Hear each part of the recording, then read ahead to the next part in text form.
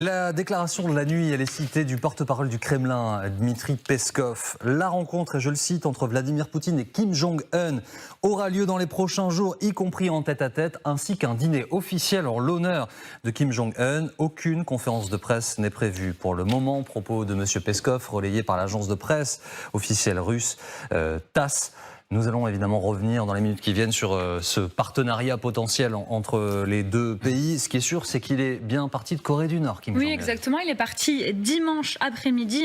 C'est l'agence de presse nord-coréenne qui a annoncé cette nuit. Donc, il était parti dimanche après-midi. Et on va voir cette photo. Donc, Kim Jong-un qui fait coucou depuis son train blindé avant de quitter Pyongyang. Il fait coucou et les militaires nord-coréens derrière lui également. Et puis nous avons les images du coup parvenues il y a quelques instants de ce train qui a donc bien franchi la frontière russe.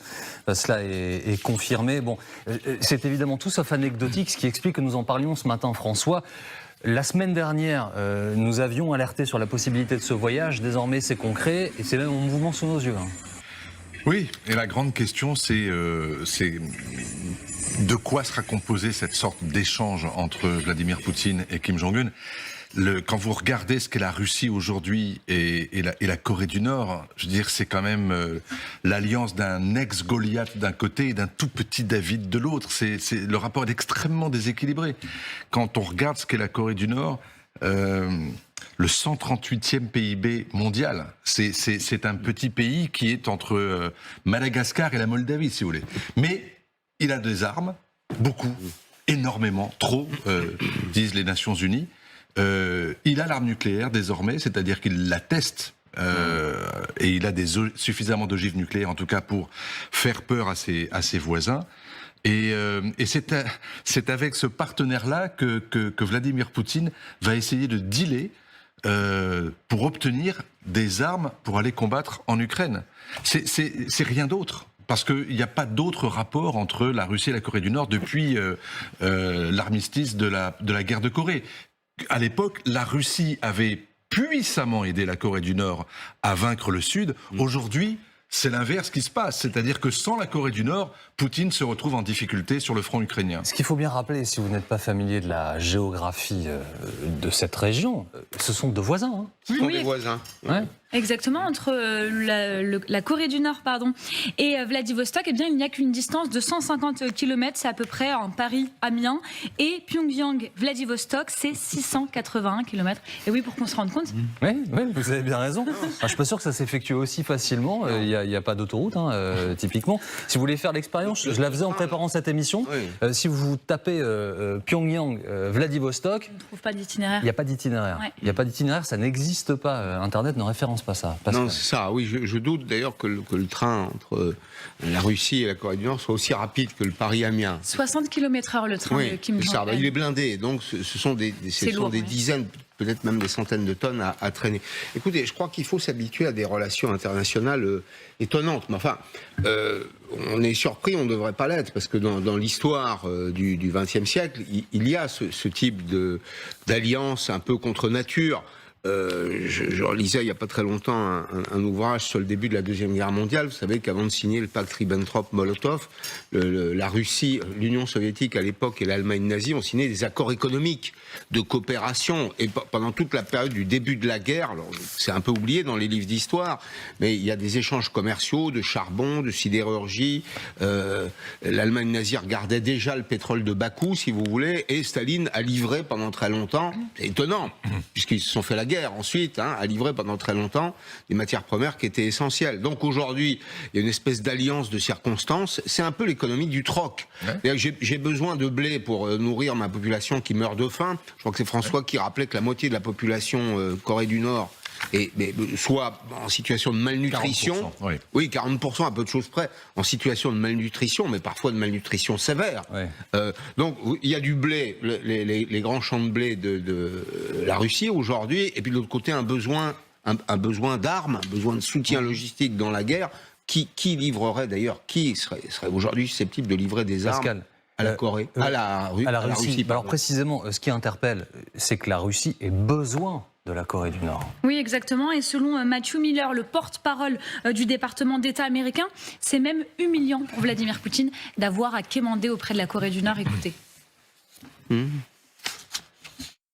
Nous allons suivre de très près les résultats de cette réunion. Je rappellerai aux deux pays que tout transfert d'armes de la Corée du Nord vers la Russie constituerait une violation des multiples résolutions du Conseil de sécurité des Nations Unies. Bien entendu, nous avons appliqué de manière agressive nos sanctions contre les entités qui financent l'effort de guerre de la Russie. Nous continuerons à appliquer ces sanctions et n'hésiterons pas à en imposer de nouvelles, le cas échéant, à la Corée du Nord. Bon, l'argument, il est quasiment automatique. Hein. François, il vous fait d'ailleurs sourire côté américain, mais est-ce qu'il ne traduit pas vraiment quelque chose? Vous disiez un ancien Goliath contre un tout petit David. Oui, non, mais c'est évident qu'il y a quelque chose d'humiliant pour Poutine, on ne va pas se mentir. Alors, le terme quémander est peut-être un peu trop fort, parce qu'en l'occurrence, il va y avoir un échange. Et la question, justement, qui m'intéresse, c'est de savoir ce que la Russie peut donner à la Corée du Nord en dehors de l'aspect humanitaire, alimentaire. Est-ce que la Corée du Nord, par exemple, va demander un soutien sur le plan de ses chantiers balistiques et spatiaux? Parce que c'est là où vraiment la Corée du Nord a envie de se construire une légitimité. On sait aujourd'hui qu'elle est capable d'envoyer dans l'espace des fusées. On sait qu'elle a envie de devenir un acteur spatial, on sait qu'elle a envie de pouvoir mettre ses ogives nucléaires sur des engins balistiques intercontinentaux. Et la question, c'est que souvent, on le voit à travers ses essais, ça échoue. Alors ça fait très peur, mais en même temps, il n'y a pas encore d'efficacité. Est-ce que les Russes vont rompre leur responsabilité de puissance capable de contribuer à la non-prolifération dans le monde ou pas? Et ça, c'est une question majeure parce que ça revient à dire que vous avez 5 pays aujourd'hui au Conseil permanent de sécurité. Ils ont tous pris la responsabilité de dire non à la prolifération. On fait en sorte que personne d'autre puisse avoir l'arme nucléaire. Et là, c'est pas l'arme nucléaire puisqu'il l'a déjà, hein, Kim Jong-un. Mais c'est les moyens de la moderniser et de pouvoir éventuellement s'en servir. On a montré la semaine dernière les images d'un sous-marin nucléaire, en tout cas, présenté en tant que tel par Pyongyang. Et François, il y a une analyse qui dit que tout ça ne sert qu'à faire un chantage sur Séoul pour que la Corée du Sud ne donne pas d'armes à l'Ukraine. Et que toute cette mise en scène sert avant tout à ça. Est-ce que c'est votre lecture aussi des choses? L'un n'empêche pas l'autre. C'est vrai que lorsque la Corée du Sud a pris la décision de rejoindre le camp occidental et de contribuer au financement, à l'aide et à l'armement de l'Ukraine, évidemment, ça a été très très mal pris à Moscou et il y a eu l'idée effectivement de rétorsion. Mais d'un mot, Jean-Baptiste, il n'est pas certain que l'opinion russe perçoive ce voyage ou cette rencontre comme une humiliation. Ça, c'est un point de vue très occidental, c'est le point de vue qui est le nôtre aujourd'hui.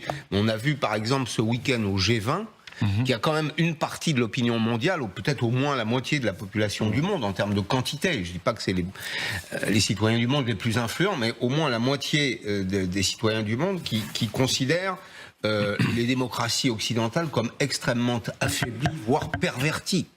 Alors justement, Pascal, une chaîne de télévision russe a posé donc la question à des Russes, à savoir ce qu'ils pensaient bien de cette amitié entre Kim Jong-un et Vladimir Poutine. C'était dans les rues de Moscou, on écoute. La Corée du Nord n'est pas un pays particulièrement intéressant en termes de liberté et de construction d'une amitié avec elle. Je ne sais pas. Je préférerais me lier d'amitié avec des pays plus développés et certainement plus démocratiques. Je ne pense pas que ce soit une mauvaise chose pour les deux pays de développer leur partenariat. Je pense que beaucoup de gens à Moscou et en Russie en général sont d'accord avec moi. Donc bienvenue, tant que tout est fait de manière amicale. Je pense que la visite de Kim Jong-un en Russie est un bon signe de soutien mutuel. C'est dans la bonne direction. Nous accueillons Jean-François Di Meglio. Bonjour et merci d'être avec nous. Vous êtes président de l'Asia Center.